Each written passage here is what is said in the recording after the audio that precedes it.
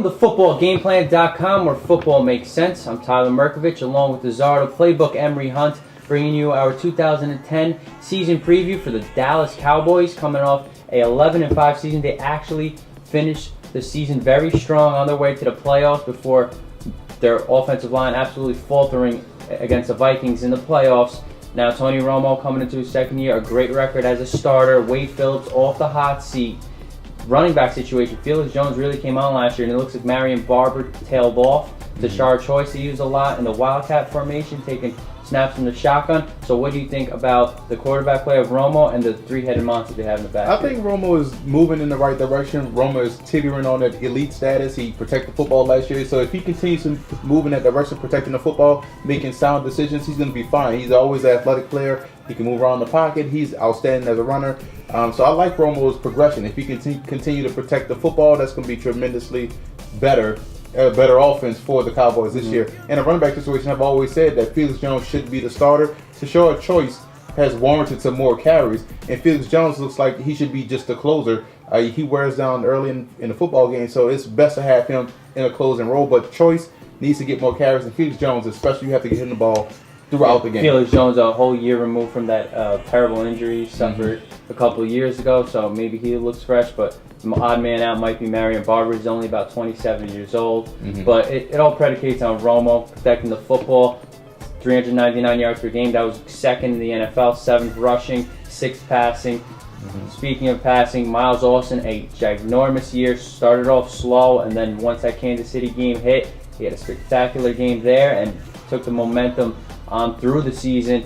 He looks like they're number one, but they draft Des Bryant to go alongside him with Roy Williams. Patrick Creighton looks like the odd man out, but Jason Witten's a great tight end now. Martellus Bennett had a bad year, but John Phillips, they had another rookie who's another rookie from Virginia that stepped at tight end. So Romo has all the weapons to work with. Yeah, you look at that wide receiving core. One guy, before we start about Bryant and Miles Austin coming in, undrafted free agent Terrell Hudgens out of Elon, a guy you want to keep an eye on, big body guy. He may take the play. He may play a little H-back as well too. But you mentioned they drafted Bryant. That's going to be great because there's a three-headed monster that nobody wants to face with Bryant, Austin, and Roy Williams. Well, they also found a undrafted free agent last year out of Virginia, Kevin Ogletree, who really stepped in special teams and as a third, fourth receiver. And he's going to grow that role. Right, he's going to grow too. He's another receiver that I'm looking forward to seeing blossom this year as well. You mentioned tight end spot. They need for Martellus Bennett to step up and be a solid number 2 tight end. But you also look at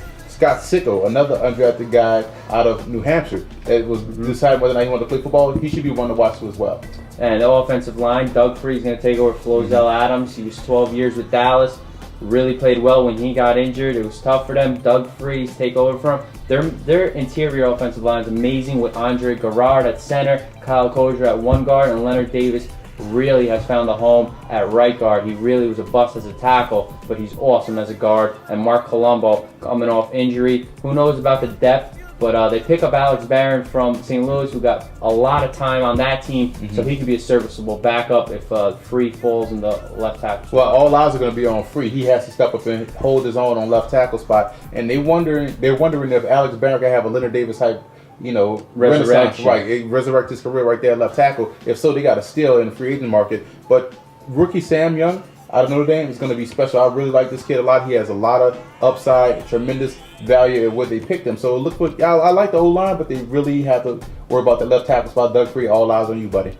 Well, Jason Garrett really, he's a great coordinator, but things have really stopped for him. The rumors about him going and leaving for a head coaching job, so he's staying put. He's one of the best offensive coordinators in the league.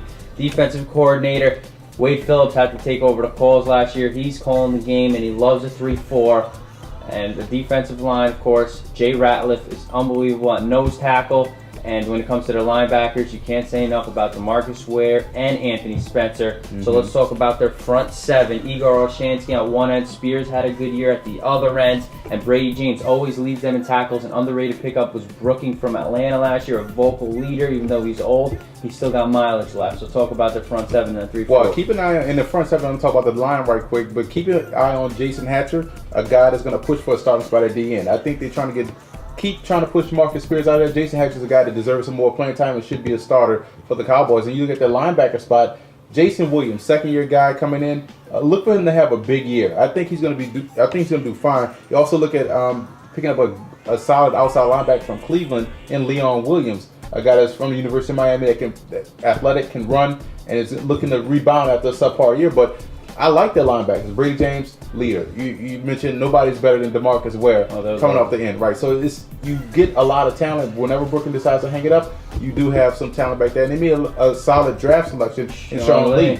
So also keep an eye on Lee as well too. But Jason Williams is a guy you want to keep an eye on. They drafted him out of Western Illinois last year. They're wondering who is this guy, but maybe he's bound to break out. Secondary, Terrence Newman and Mike Jenkins. Mike Jenkins, the breakout star out of that pair. They both went to the Pro Bowl last year. And safety, Gerald Sensible really played well despite a hand injury he was playing with for half the end of the season. And Alan Ball, Michael Hamlin will fight for the other free safety spot. And Orlando Scandrick, pretty good nickel back. So I'm not 100%. I don't think this is the best secondary, but it's very serviceable. It's very solid and very athletic. You mentioned all those guys, but also keep an eye on rookie Akwazi Owusu-Ansah out of Indiana University of Pennsylvania, a guy that can play safety, athletic, can make interceptions. He's going to get a lot of ticks. Also, you want to keep an eye on, this came from a good friend of mine, former college teammate of mine, Eric Bartell, told me to look out for this guy at cornerback, Brian McCann out of SMU. Undrafted guy, a lot of speed, was lighting up minicamp down there in Dallas. So you want to keep an eye on him throughout the season. He has a really legitimate shot to make the squad and looks to be one of the better cornerbacks coming out this draft, but they got him as an undrafted free agent. Also, you look at Wall from Texas Tech, another rookie that's going to come in and play right away. He's outstanding for the Red Raiders defense. Going to come in and provide that playmaking ability, athletic ability, and can make tackles for the Cowboys. So the secondary, I think, is going to go from a question mark to a strength. I really like what Dallas has done in the secondary and bringing Michael Hamlin at safety. Keep an eye on him to another guy you want to watch. They need to get more interceptions. Only 11. They were tied for 26 last year, and turnover differential tied for 13. So that could get better if they're a little more ball hawking, because the front seven's bringing it. They're gonna be real physical. I'll tell you that in the Cowboys secondary. Hamlin is a monster that can hit. And when it comes to special teams, Joe DiCamillo's very good coach, but problems last year in the kick game. Out is Nick Folk. They bring in David Bueller, Matt McBriar. He's their punter. He had an average season. Felix Jones, their kick returner, and they could rely on Des Bryant as a punt returner, but they were tied for 20th in kick returns, tied for 6th in punt returns, which was good. So special teams is an okay unit that can improve under a good coach. They got 3 guys. You mentioned Felix Jones, you mentioned Des Bryant, who has some outstanding returns at Oklahoma State. Again, Brian McCann, SMU, keep an eye on him. That guy can steal the spot at punt return. That's somebody to watch. They need to find a kicker right away. Well, Dallas will sure go into the season as pretty big favorites in the East. I wouldn't want to face Dallas no part of the season. They're a really strong team, solid in every aspect of the game. That's a really tough team this year. Really one of the teams that could push for a Super Bowl championship. A lot of pressure, a lot of expectations, just like the Jets and the AFC East. Let's see if the Cowboys can handle expectations and the Super Bowl in Dallas too. If they get to the Super Bowl, that'll be the first time in a while that they just added pressure. The home team gets to the home stadium as the favorite. For more, visit footballgameplan.com/NFL or check out our YouTube channel at youtube.com/footballgameplan.